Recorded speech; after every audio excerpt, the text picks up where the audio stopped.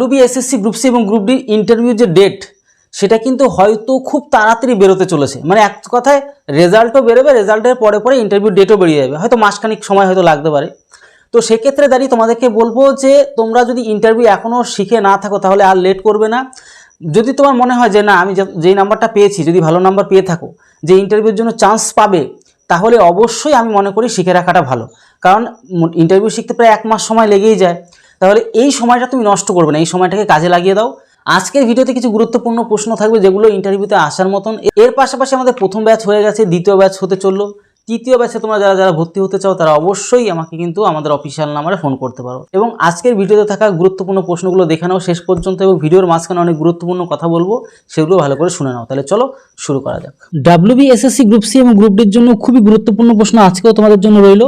তো প্রথম থেকে শেষ পর্যন্ত দেখো, প্রত্যেকটা প্রশ্ন খুব গুরুত্বপূর্ণ, টোটাল ডিটেলসগুলো তোমাদেরকে আজকে বলেও দেবো, ঠিক আছে? দেখো, প্রস্তুতির জন্য এই প্রশ্নগুলো খুবই গুরুত্বপূর্ণ, তোমাদেরকে এক এক করে সমস্ত বিষয়গুলো দেখিয়ে দেবো, অসুবিধার কোনো কারণ নেই, তোমরা ধৈর্য ধরো আর একটু অপেক্ষা করো, টোটাল বিষয়গুলো তোমাদেরকে এক এক করে টোটালটাই দেখিয়ে দিচ্ছি, ঠিক আছে? চলো সবার প্রথম প্রশ্নের দিকে আমরা চলে আসবো। একদম প্রথম পেজটা এটা ছিল, আমাদের দ্বিতীয় পেজ হচ্ছে এটা। দেখো, একদম সিম্পলভাবে প্রত্যেকটা জিনিস তোমাদেরকে দেখিয়ে দেবো। দেখো, একজন আদর্শ সরকারি কর্মচারীর প্রধান গুণ কি, বা কি মানে জিজ্ঞাসা করতেই পারে ইন্টারভিউ হলে তোমার, একজন আদর্শ সরকারি কর্মচারীর প্রধান গুণটা কি, বা বিষয়টা হচ্ছে কর্মনীতি। তুমি বলবে যে সততা, দায়িত্ববোধ, সময়ানুবর্তিতা এবং মানুষের প্রতি শ্রদ্ধাশীল মনোভাব, এটাই কিন্তু একজন আদর্শ সরকারি কর্মচারীর প্রধান গুণ, ঠিক আছে? আর বিষয়গুলো উপরে দেওয়া থাকে, বিষয় হচ্ছে কর্মনীতি, ঠিক আছে? এবার পরবর্তী পেজে আমরা এর আগে প্রশ্নগুলো হয়ে গেছে, তোমরা যদি চাও আর পরবর্তীতে আরও কিছু কথা বলবো তোমাদেরকে, 122 নম্বর দাগ নম্বর আরগুলো আগে ভিডিও হয়ে গেছে, সেগুলো তোমরা একটু আমাদের চ্যানেল ঘাটাঘাটি করে দেখেও নাও, ঠিক আছে? বিষয় হচ্ছে কি ধারাবাহিক শিখন, সেটা কি 122 দাগে যে চাকরিতে যোগ দেওয়ার পর নতুন কাজ কিভাবে শিখবে, প্রশ্ন করতেই পারে। তো তখন তুমি অ্যান্সার দেবে সিনিয়রদের কাছ থেকে শিখবো, নিয়মাবলী পড়ব এবং নিয়মিত অনুশীলন করব, এটা তোমাকে ঠিক মতন বলতে হবে, ঠিক আছে?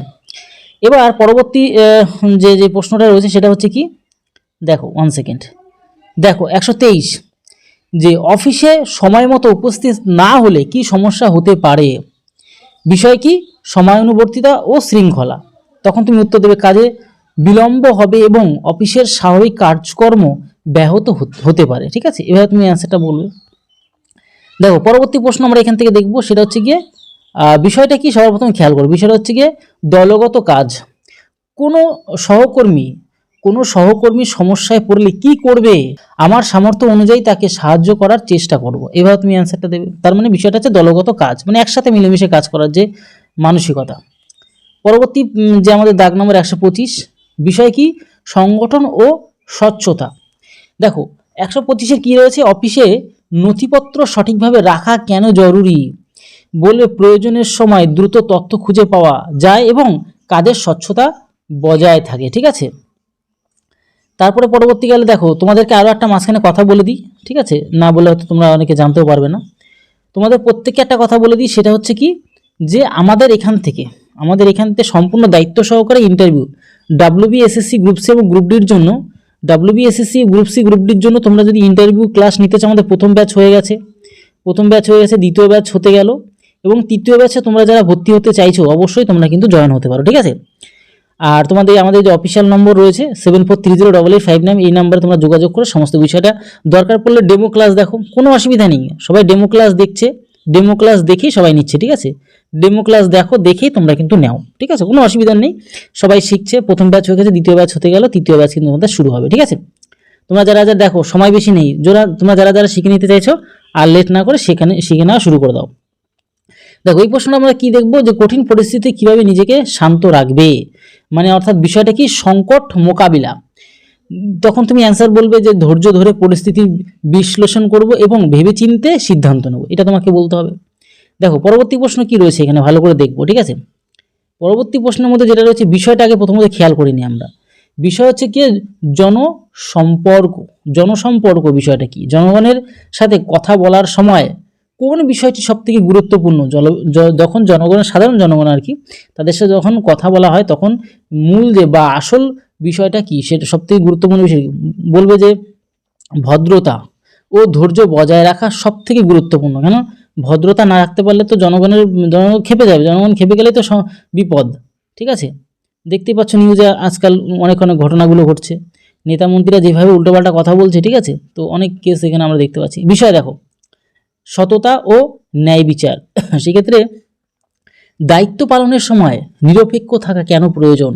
বলবে নিরপেক্ষ থাকলে সকলের প্রতি সমান আচরণ করা যায়, দুবার হয়ে গেছে, করা যায় এবং ন্যায় বিচার নিশ্চিত হয়। ঠিক আছে, এই বিষয়টা। এবার পরবর্তী দেখো আমরা দেখব যে আমাদের যে বিষয়টা সেটা হচ্ছে কি নিষ্ঠা ও ধৈর্য।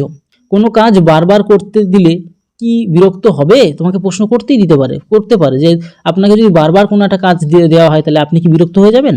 তখন বলবে না, কারণ প্রতিটি কাজই আমার দায়িত্বের অংশ এবং আমি নিষ্ঠার সাথে তা সম্পূর্ণ করব। ঠিক আছে, এইভাবে উত্তরগুলো দেবে। এবার চলো পরবর্তীকালে আমরা পরবর্তী প্রশ্নটা দেখবো এখানে, যে আমরা বিষয়টা খেয়াল করে নিই। বিষয়টা হচ্ছে কি যে নিজের মূল্যায়ন।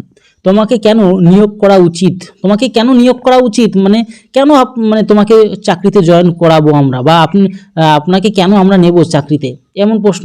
ব্যাপারটা এরকম, তোমাকে কেন নিয়োগ করা উচিত? তখন তুমি বলবে আমি পরিশ্রমী, সৎ, দায়িত্বশীল এবং শেখার আগ্রহী। আমি আমার দায়িত্ব যথাযথভাবে পালন করার সর্বোচ্চ চেষ্টা করব। ঠিক আছে, তখন বলবে না, ছেলেটার মধ্যে একটা দায়িত্ববোধ জিনিসটা রয়েছে। ঠিক আছে, এই জিনিসগুলোই খেয়াল করবে, তোমাকে সেভাবে কথা বলতে হবে। ঠিক আছে, এই দেখো এবার তোমাদের দু একটা জিনিস বলবো, সেটা হচ্ছে কি যে বিষয় হচ্ছে জীবন দর্শন। ঠিক আছে, বোনাস কিছু কথা, সেটা হচ্ছে কি যে তোমার জীবনের মূল মন্ত্র কি, প্রশ্ন করতে পারে। তুমি তখন বলবে সততা, পরিশ্রম এবং অধ্যবসায় সাফল্যের চাবিকাঠি। মানে এই কথাগুলো তুমি বলবে না যে সাফল্যের চাবি এই কথাটা, বলবে সততা পরিশ্রম ও নিষ্ঠা বা অধ্যবসায়, এরকম কথাগুলো তুমি কিন্তু বলবে। ঠিক আছে, এটা জাস্ট লেখা হচ্ছে সাফল্যের চাবিকাঠি, এগুলোই সততা, পরিশ্রম, অধ্যবসায় হচ্ছে সাফল্যের চাবিকাঠি। ঠিক আছে, তো এই বিষয়গুলো তোমাদের খেয়াল রাখতে হবে। এর পাশাপাশি দু একটা জিনিস যেগুলো তোমাদেরকে বলার, সেগুলো হচ্ছে গিয়ে বিষয় কি মানসিক দৃঢ়তা। সেটা কি ব্যর্থতা থেকে তুমি কি শিখেছো, তোমার জীবনে যা যা ব্যর্থতা এসেছে সেই ব্যর্থতা থেকে তুমি কি শিখেছো, প্রশ্ন করতে পারে। তখন তুমি বললে ব্যর্থতা আমাকে আরও পরিশ্রমী হতে এবং নিজের ভুলগুলো সংশোধন করতে শিখিয়েছে।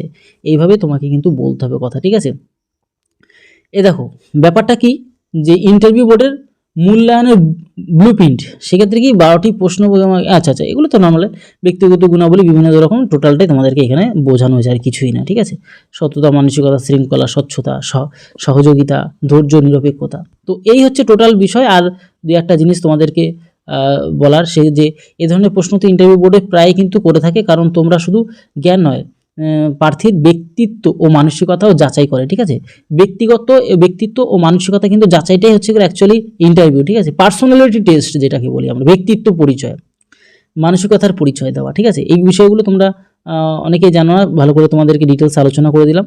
তো এক এক করে সমস্ত জিনিসটা তোমরা দেখতে পারলে, বুঝতে পারলে, শিখতে পারলে। আর ভিডিওটি তোমাদের কেমন হলো অবশ্যই কমেন্ট বক্সে জানাবে, এবং বন্ধু প্রিয় বান্ধবীদের কাছে ভিডিওটি শেয়ার করে দিও, কারণ এই ধরনের হেল্পফুল ভিডিও কিন্তু আমরা অবশ্যই প্রোভাইড করে থাকি, পরবর্তীকালেও তোমাদের জন্য কিন্তু এইভাবে প্রোভাইড করতে থাকবো। ঠিক আছে, আর যদি তোমাদের কিছু বলার থাকে অবশ্যই কমেন্ট বক্স ওপেন থাকছে, কমেন্ট বক্সে কমেন্ট করো। পরবর্তীকালে তার উপর কিন্তু বিষয়টা ভেবে চিন্তে আমি কিন্তু অবশ্যই তোমাদের হয়ে, যেহেতু আমি চাকরি প্রার্থীর কণ্ঠস্বর হয়ে কিন্তু কথা বলি, তাই আগামীতেও তোমাদের হয়ে সবসময় ছিলাম, আছি এবং সবসময় থাকবো। এইটুকুই তোমাদের কনফিডেন্সের সাথে বলবো। তোমরাও আমাদের মতন মানুষদের পাশে অবশ্যই থাকবে, কারণ আমরা চাকরি প্রার্থীর কণ্ঠস্বর হিসেবে কথা বলি। সমস্ত চাকরি প্রার্থীর যতটা প্রয়োজন, যতটা বলার, আমাদের সাধ্য অনুযায়ী আমরা কিন্তু ততটাই চেষ্টা করি। তাহলে ভিডিওটি এলো, তত সময় পরিবারের সাথে ভালো থেকো, সুস্থ থেকো। জয় হিন্দ, জয় ভারত।